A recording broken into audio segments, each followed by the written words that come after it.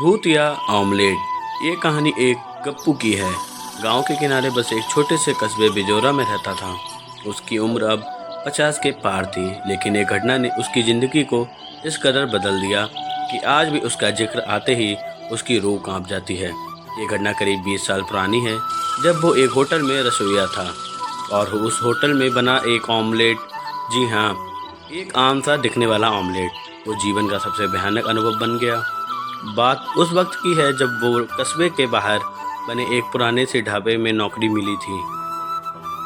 ढाबे का नाम था ग्रामीण स्वाद, लेकिन वहाँ का हाल बेहाल था। कोई ग्राहक नहीं आता था। मालिक पिंटू लाल। कुछ तो नया बना रे गप्पू, जिससे लोग खींचे चले आए। वो सोचता रहा कुछ नया, कुछ अनोखा, और तभी मन में आया क्यों ना स्पेशल ऑमलेट बनाया जाए। उसने अगली सुबह एक अलग तरह का ऑमलेट तैयार किया, जिसमें मिर्च, प्याज, हरी धनिया, देसी घी और ऊपर से कसा हुआ पनीर मिलाया। स्वाद में कमाल था, लेकिन एक दिन पिंटू लाल ने कहा, एक और जायका जोड़ो, कुछ ऐसा जो लोगों ने कभी ना चखा हो।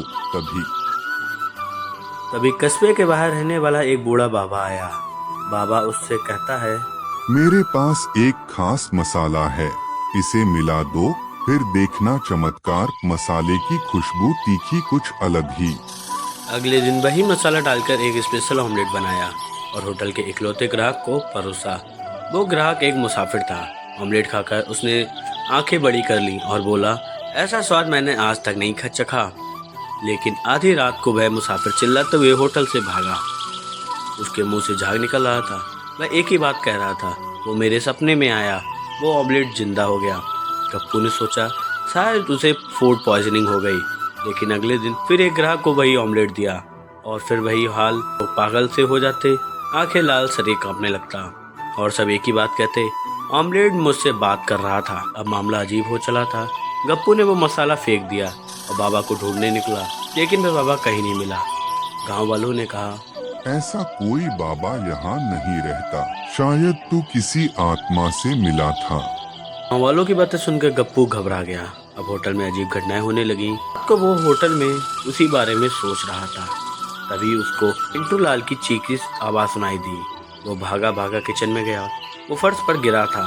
उसका शरीर अकड़ा हुआ, आंखें खुली और बस एक ही शब्द कहा जा रहा था, ऑमलेट। गप्पू ने गांव के पंडित से संपर्क किया। वह रसोई में आए। पंडित जी ने बताया, ये मसाला नहीं, किसी मरे हुए बावर्ची की राख थी, जो खुद को दुनिया का बेस्ट शेफ मानता था। उसकी आत्मा उस मसाले में कैद थी। गप्पू घबरा गया। तो क्या मैंने जो ऑमलेट बनाया उसमें किसी मरे हुए इंसान का अंश था? पंडित ने कहा, अब उस आत्मा को तृप्त करने के लिए तुम्हें वही ऑमलेट फिर से बनाना होगा, लेकिन इस बार प्रेम और शुद्धता से, वरना ये आत्मा तुम्हारा पीछा कभी नहीं छोड़ेगी। गप्पू ने आखिरी बार वही ऑमलेट बनाया, हवा गर्म किया। जैसे ही ऑमलेट बना, रसोई में धुआं छा गया और एक आवाज़ सुनाई दी, अब तृप्ति मिली।